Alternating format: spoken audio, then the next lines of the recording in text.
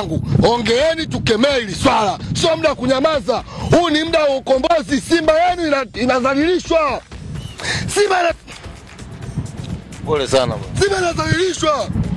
Simba inadhalilishwa, hapo watu wanakaa na ugabla kila Kisugu la gabla. Je, dabi ya Kariakoo itachezwa bila Simba? Uchambuzi kamili wa sababu zinazowafanya mashabiki wa Simba kutangaza kutocheza tarehe 25.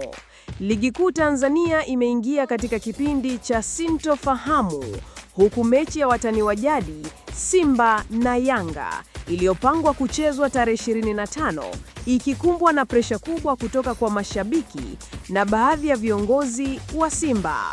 Lakini maswali ni mengi kuliko majibu. Je, ratiba hii imepangwaje? Na kwa nini mashabiki wa Simba wanasema haturudi uwanjani?